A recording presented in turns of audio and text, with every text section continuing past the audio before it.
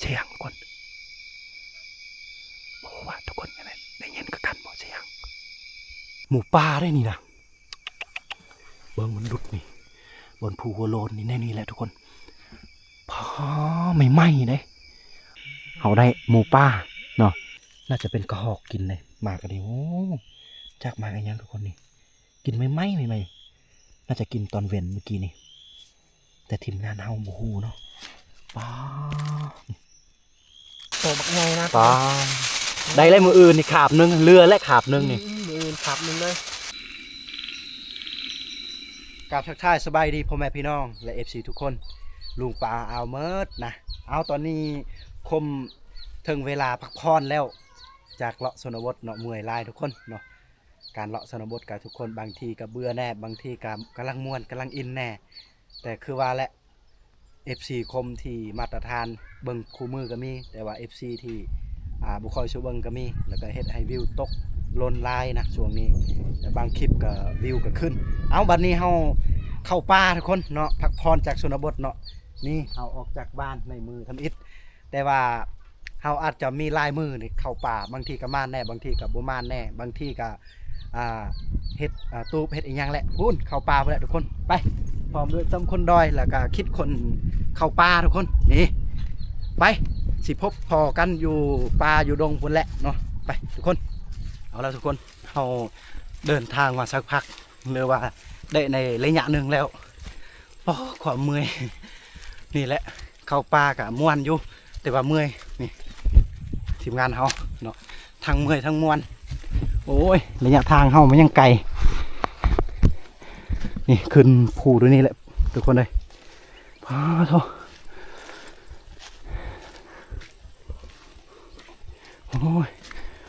ไปในนี่ก็เลาะชมเบิ่งธรรมศาสตร์ไปนำเบิ่งนกเบิ่งหนูไปน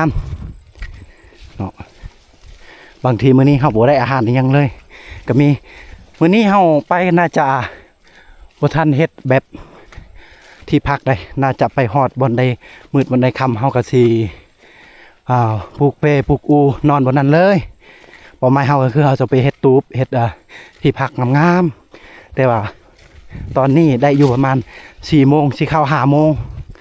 ตอนแรงแล้วเอาเป็นในการเฮาก็เดินทางไปก่อนทุกคนเนาะเมื่อยหลายเอาทุกคนตอนนี้ทีมงานเฮาเนาะ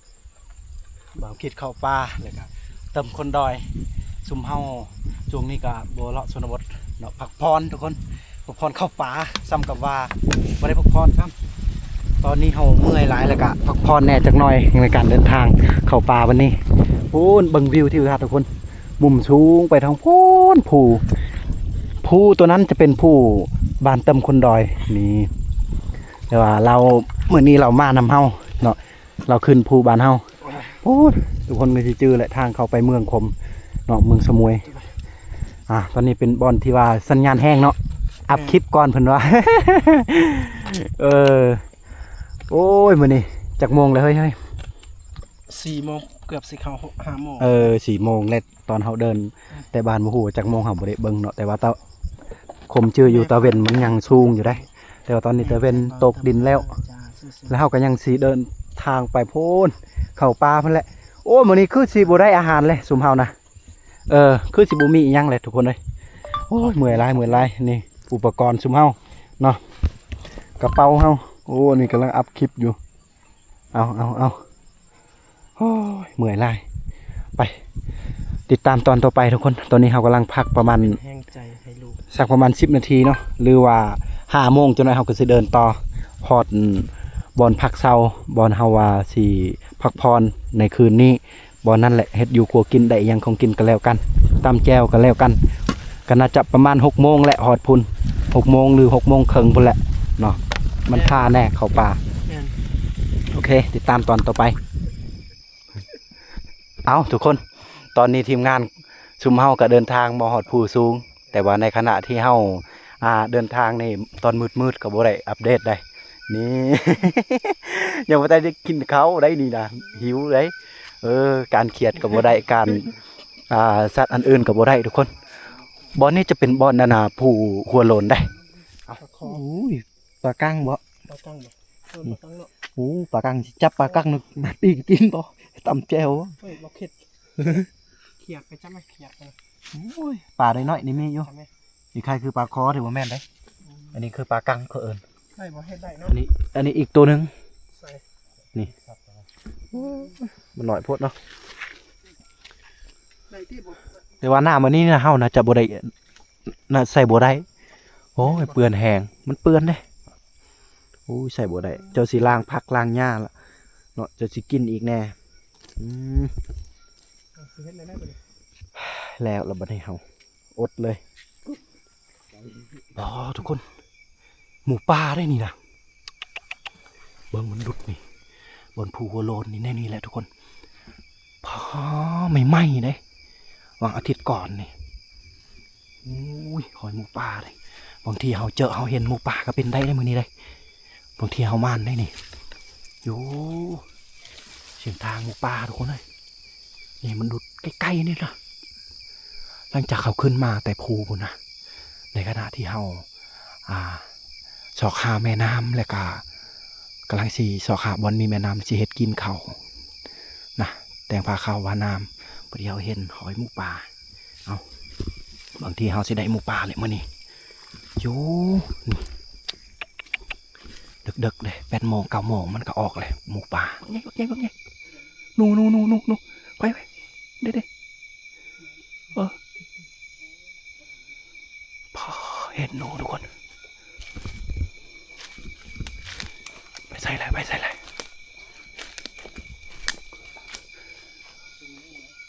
เหรอ สนว่า บ่กดดังบ่จักเนาะโอ้ยหนูทุกคนเอ้ย จะเดือดที่นี่สิ มีทำเจียน้องชายมันว่าโอ้ยมีหนูบักใหญ่เอาเกือบมานหนูไปแล้ว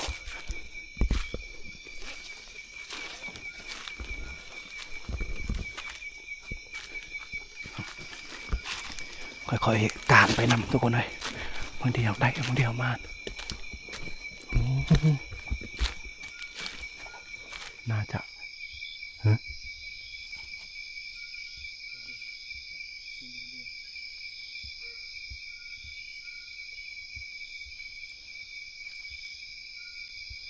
ได้ยินเสียงก่อนบอกว่าทุกคนยังไงได้ยินก็กันบอกเสียง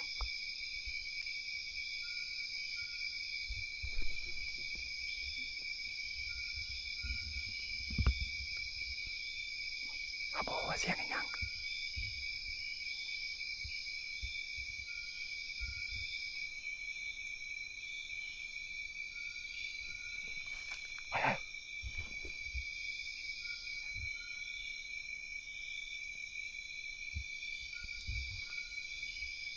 มันจะมีเสียงคนเดินทุกคนเลยมันจะมีเสียงคนเดิน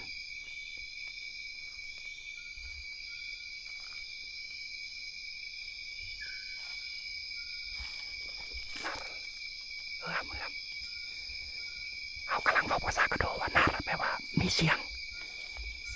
อ๋อเสียงเหมือนคนเดินเหมือนจะมีคนเดินไปทางนั้น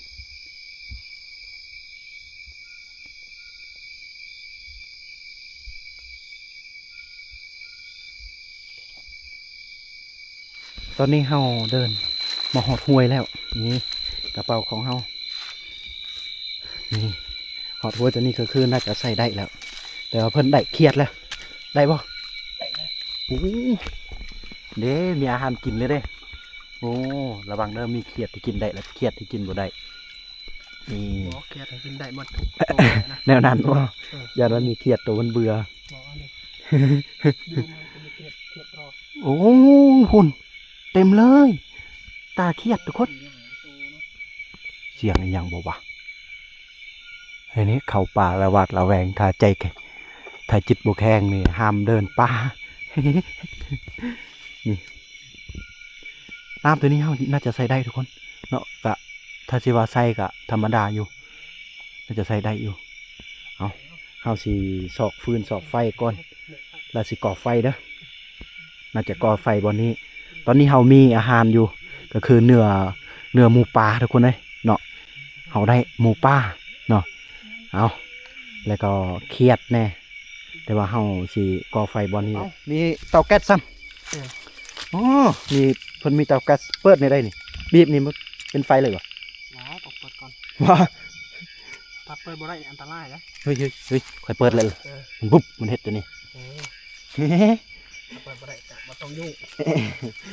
เขาบ่เคยใช้ทุกคนโอ้ยหมอนี่เฮ็ดรูล่าโพดจนมีเตาแก๊สดีเลยเฮาบางทีฟืนเฮามันเปียกเนาะแล้วก็เลยใช้ตัวนี้เจ้าซอกเด้อซอกอันน่ะเพื่อจะก่อไฟได้จะหาวิธีเรากำลังสิเก็บฟืนหน่อยๆนี่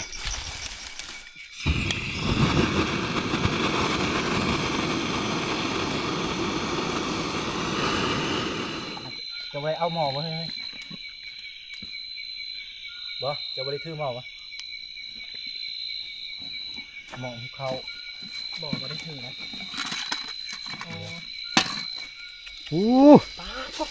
เป็นการผู้เดียวนี่ได้เลย โอ้ยใส่แล้วโตบักใหญ่นะ ป้าได้เลยมืออื่นนี่ขาบนึงเรือและขาบนึงนี่ มือขับนึงเลย เอาได้แล้ว มันเลยว่าเขาปิ้งจาก มือนี่วะบ่ไปมืออื่น เอาไปมืออื่นบ่ มืออื่นเนาะ แสดง มือนี้เขามีซินหมูปลาเลยเด้ นี่แหละ เอาไว้กินมืออื่น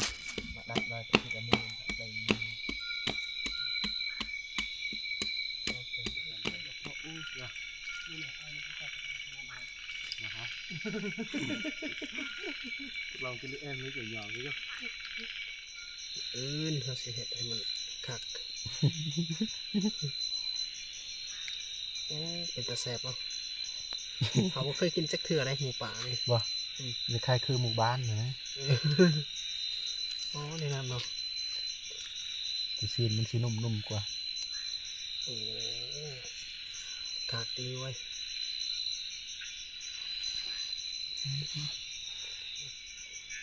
นี่จับปะ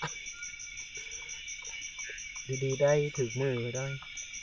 เอาละเขากับ ทุกอิดยองก็มายองเอาไว้จะตายแค่ทุกคนบัดเดวมันลายกันแล้วไล่โพสตัวนี้นะเกลือกระทงหนึ่งเต็งนัวกระทงหนึ่งเปิดเอาปลาบักพริกกับพากันลืมเนาะนี่บัวหอมบัวพวกกระเทียมผักบัวพวกหอมเต็มเบิดเดี๋ยวบัวมีผักเผ็ดเอาบาดนี่นี่สีนหมูป่าโอ้ยมืดเนาะ เอาโอ้ยลืมมักเผ็ดทุกคนเอ้ยตอนนี้เขากับใส่อันน่ะผักบัวหัวหอมจะที่เรียบร้อยกระเทียมนี่เอาเกือบไปงัวเรียบร้อยเลยนี่อันนี้คือซีนหมูป่าได้ทุกคนโอ้ ซีนหมูป่าเขาซื้อเอาว่ะสัน ซีนหมูป่าเขาซื้อเอามาแต่บ้านทุกคนมันเขาบ่ม่านบ่แม่นไอ้ยังดอกแต่ว่าเขาม่านแต่เครียดนี่โอ้ยต่างคนกับต่างลืมหมักเผ็ดเอาบาดนี่เอาออกก้นเดี๋ยวนั้นบ่สิคางหมอเลยได้ปะนี่ เอาก่อน โอ้ยบ่ฟ้าวแล้วหิว เย็น เพิ่นจี้นี่เอาเพราะว่าเพิ่นหิวแห้งเพิ่นจี้เนื้ออยู่เดี๋ยวผม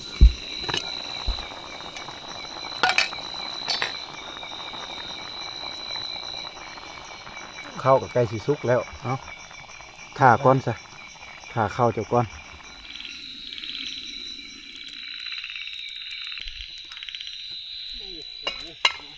หอมเซยแจ่มเอาละทุกคนตอนนี้อาหารวันนี้เฮ็ดความไปแล้วโอ้ยครั้งหนึ่งตอนก็ไปหมดเลยดิอันเด้ตอนหมู บ่เอานะเพื่อนนะเขายังกินกันเลยเฮ็ดความมาแล้วมันหิวแห้งตอนนี้ได้แล้ว8 โมง 9 โมงแล้วกินข้าวตอนแรงนี่เนื้อหมูปลาซื้อมาแต่บ้านกับเจ้าคายเมื่อเสาร์นี้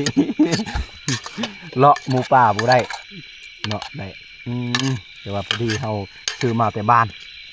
เข้าสุกแล้วบ่เฮ้ยยังบ่เอา กันที่ไหน นี่กำลังสิเตรียมกินข้าวได้นี่ เบาคิดหิวแห้งไงแต่ว่าบอลนี้ยังบ่แม่นบอลที่เราจะพักมื้อนี้นะบอลเราจะนอนโอ้ฟังเสียงธรรมศาสตร์ทุกคนเสียงนกห้องก๊อกก๊อกแล้วก็เสียงแมงจิ้งหรีดแล้วก็เสียงเขียดเท่านี้แหละความสุขของคนเฮามาเด้อทุกคน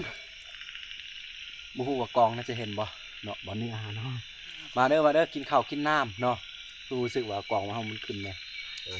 ตอนนี้เฮากำลังสิกินข้าวเด้อมาแซ่บน้ำทีมงานเฮามักข้าวปลาในนี่แหละมาลองมามึงลำเป็นคุณไปร่ำผัดลงกันนะ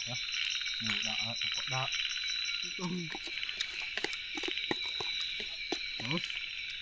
โอ้โหทุกคนตอนนี้ทีมงานเฮากินข้าวเป็นที่เรียบร้อยแล้วเกียมจะเดินทางต่อเนาะเฮาจะไปค้างคืนพูนตอนเฮาจะไปนอนทุกคนไก่ได้แต่เนี่ยเฮาไปเฮากะสีการไปเลยบางทีเฮามานก็มีแต่ว่าบางทีก็บ่ได้อิหยังก็พอได้เครียดโอ้คือว่ามืดว่าบ่เห็นนาว เนาะประมาณนี้เอาตอนนี้คมกำลังต้มน้ำก่อนสิกินน้ำคอแห้งเฮาอันนี้คือเฮากินน้ำสะอาดเฮาบ่มีกันตองเข้าป่าเฮาบ่มีกันตองได้แล้วก็เลยต้มน้ำให้มันเดือดก่อน โอ้เจ็บคอทุกคนเฮาสิเดินทางไปพุ่นแล้วเอาทุกคนหลังจากที่เฮากินข้าวกินน้ำเป็นที่เรียบร้อยได้อิ่มเลยบัดนี้นะศีลหมูปลาที่ซื้อมาแต่บ้านแต่ว่าเครียดนี้เฮาได้อยู่ประมาณโลปลายสูงสุดกับโลปลายถ้าบอกกับโลนึงนี่เอาไว้กินมื้ออื่นเช้าเลยกับตอนสวยเพราะว่ามื้ออื่นนี่เฮาน่าจะบ่ได้ล่าสัตว์อีหยังแต่ว่ามื้ออื่นนี่เฮารีบเฮ็ดที่พักเนาะเฮาสิอยู่ฮอดมื้อวันพฤหัสพุ่นแหละถ้าสิลาก็ลาแต่กลางคืนกลางเว้นนี่เฮาจะเฮ็ดที่พักหรือว่าบ่อนเฮาจะอยู่แต่ว่าสำหรับสถานที่แห่งนี้บ่อนนี้เฮาจะบ่อยู่มีแต่ว่าเฮามาเฮ็ดกินบางอย่างนี่ไฟเฮาก็สิปะหมดไปบัดนี้กระเป๋าเฮาเดินทางไปนั่นคือตำคนดอยนายพรานตำคนดอยอึ๊บบางที่เฮามานในกลางคืนนี้ก็มีได้มานอันอื่นบ่มานน่าจะมานเขียดมานกบนี่แหละเอากลับทางเก่ามีดพาเอาหรือบ่กลับทางเก่าเลยทุกคนมีแต่ว่าเฮาไปเดึกบอลได้ทุกคนเนาะรู้สึกว่าเฮายางบ่ไหวแล้วนี่ตอนนี้ก็คือ10:10 นาทีนั่นเองถ้ามันเดึกแห้งเฮาไปก็สิปลูกอูแล้วก็นอนเนาะแล้วก็มื้ออื่นเช้าเฮาสิจอบเบิ่งต้นที่ว่านกกินนะแล้วก็หอกกินแล้วก็สิจอบยิงในมื้ออื่นเช้าจากต้นไม้ยังตัวนี้ทุกคนแต่มันเป็นหมากดกแล้วพอดีมีสัตว์กินได้นี่ทุกคนเลยป้าโธ่เต็มเปียบเลยตัวนี้กินน่าจะเป็นกระหอกกินเลยหมากกันนี่จากหมากอะไรยังทุกคนนี่กินไม่น่าจะกินตอนเว้นเมื่อกี้นี่แต่ทีมงานเฮาโมโหเนาะป้า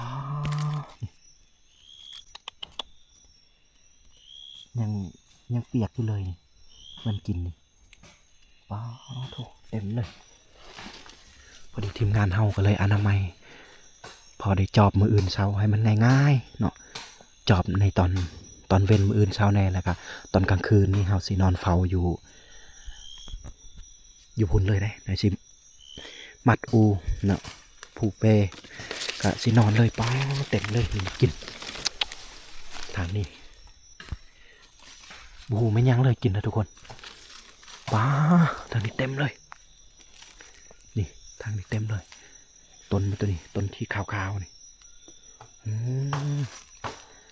ถ้าโมเมนต์กระหอกกันน่าจะเงินได้ตัวเงินกินแต่ว่าเฮามาเมื่อกี้เฮาเยืองแล้วเฮาเยืองทั่วเขตนี้เฮาสำรวจเบิ่งว่าบ่เห็นได้ทุกคนบ่เห็นมีอีหยัง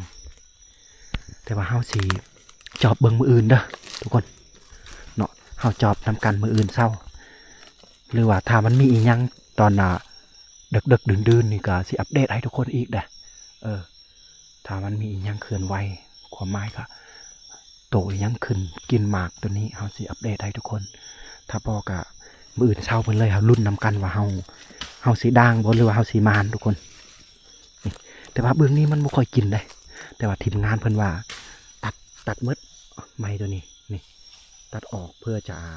บ่ให้มันบังเนาะการมองเห็นได้นี่ตัดออกหมดเลยพอดีเมื่อกี้คมตัดแล้วก็ให้น้องสายเพิ่นตัดต่อนี่เพื่อจะมองเห็นได้ทางพุ่นเต็มเลยแต่หมากสีเขียวนี่ตัวนี้ตดมันได้ทุกคนเอามื้ออื่นเช้ามีแต่ว่าเฮาเบิ่งให้คักกว่านี้นะฮะเบิ่งให้มันแจ้งกว่านี้ตอนนี้มันมืดแล้วบ่เห็นบ่ฮู้อิหยังเลยทางนี้ป่าหมันเลยทางนี้นะเอาบ่ฮู้เลยแต่ว่าเฮาเดินตามป่านี่แหละตามดงนี่แหละพอดีเราเห็นหมากเราก็จะจอบเลยเนาะจอบเบิ่งมื้ออื่นนี่อ๋อนี่เพิ่นกำลังแปลงบอนจะอยู่ได้มื้ออื่นนี่จอบเบิ่งได้เอาให้มันคักๆกว่านี้เพิ่นว่าแต่ว่าเฮาสิผูกผูกเปนอนนี่ผูกอูเคสนี่บ่เจ้าสิมัดแต่ใส่หาใส่